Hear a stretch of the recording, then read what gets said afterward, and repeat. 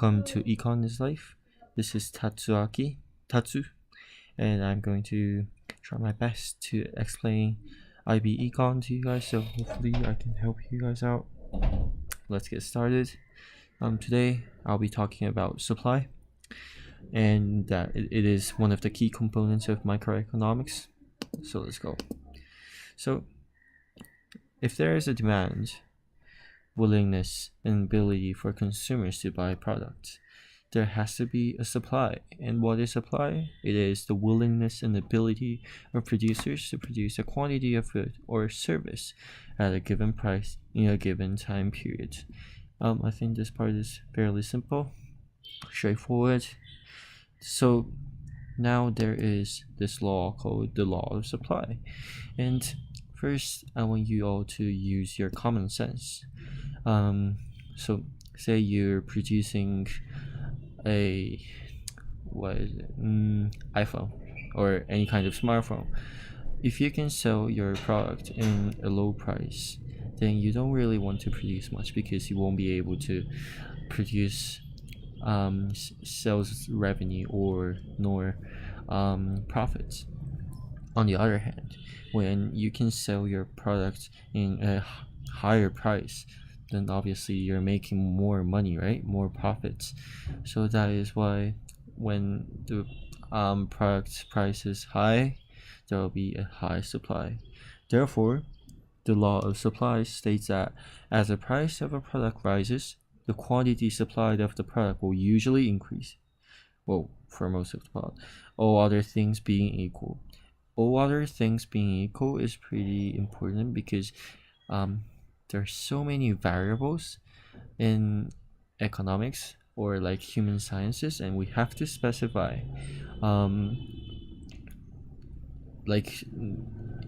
each case so that the law works. It is, I think, I just drew a graph here. I think it's fairly simple. It starts with low price, low quantity. As the price increases, the supply also increases. I'll explain further in the later slides. Now, there is something called the non-price determinants of supply. What decides what affects supply of a particular product? So there are 5 of them. I'll briefly explain all of them. First, the cost of factors of production. And factors of production, that is also the basis of economics. That is like land, labor, and entrepreneur, and capital. If the cost of factors of production rise, that means producers will be able to make less because they have to spend more money while they're producing, vice versa. Second one, the price of other products, which a producer could produce instead of the existing product. So this is fairly simple, I think. So I'm trying to come up with a good example here. Okay, say there's a producer which produces skateboards currently, and the producer also wants to start producing roller skates. And the cost of production for roller skates will be relatively lower than other producers who try to start making roller skates by their own. And that is because production processes of roller skates and skateboards are pretty similar, right? So they will be able to supply more in this case.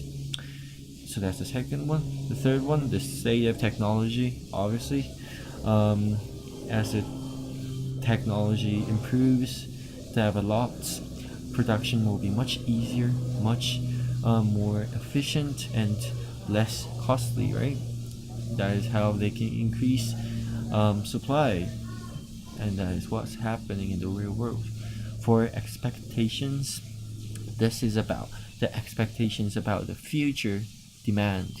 So say I'm producing smartphones at 2014, or 13. And say you had a few expectation for the demand for smartphones to rise hugely in the future. So you kind of prepare for the huge demand increase. So you produce smartphones relatively more, and so that you'll be able to adapt smoothly to the market where there will be a lot of demand for smartphones. So that's the expectations part. The last one is government intervention. This will be later discussed in later chapters. But there are mainly two types of government intervention in microeconomics, and there are subsidies and indirect taxes. Just for now, think subsidies as money provided by the government to help out companies, and taxes as money that governments take from the companies. So if there are imposition of indirect taxes to the firms by the government, obviously they'll be able to produce less, right? Because a lot of their sales revenue will be taken away. So that is how the supply will decrease. On the other hand, when subsidies are provided, that money provided can be used to cover up production costs, and that is how they can shift or increase supply. Now, this is a very common question that comes out in IB economics, and a lot of people get confused with this part. But we have to make sure to understand the difference between movement and shift along the supply curve.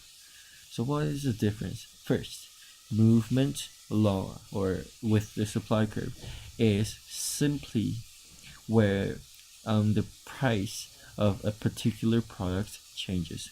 For this one, quantity of pineapple, so it's dealing with pineapple, I don't know, being sold by a individual, I guess.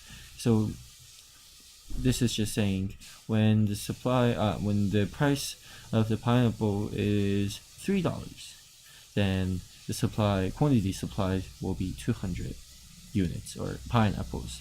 On the other hand, when it is $5, then the supply will be $300. 300 pineapples. Sorry. So this is just using a single supply curve, and it is moving along the curve, but not the curve itself is not moving or shifting. And for this case, the supply curve is shifting to the left.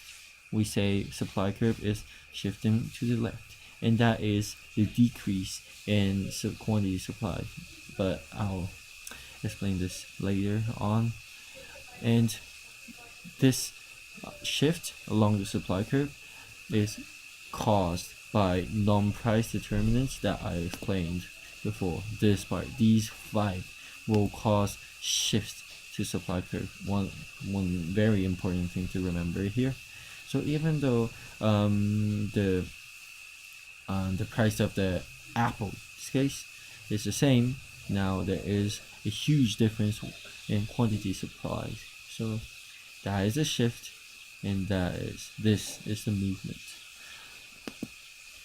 And this will be a HO part, but I believe this part won't be too hard.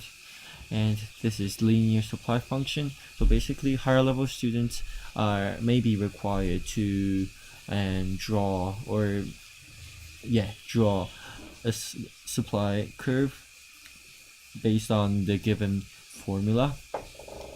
So the general formula for supply function is QS, where quantity supplied equals to quantity that would be supplied if the price was 0, which is C, constant in mathematics, I guess, and D will be the slope of the curve, and P is price. So it is a simple linear function, if I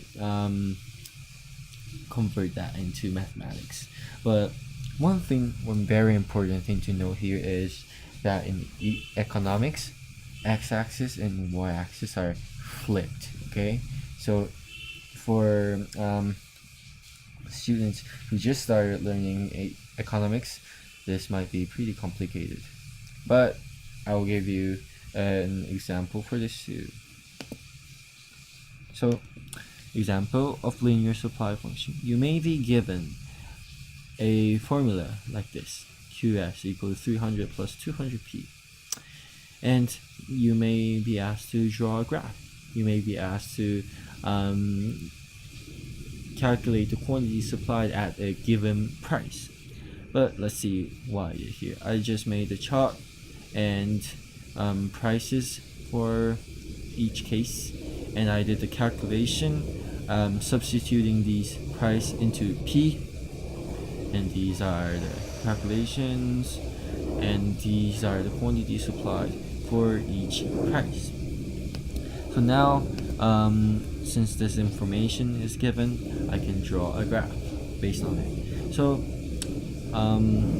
the vertical axis will be price, and the horizontal axis will be quantity or quantity supplied, whichever is fine.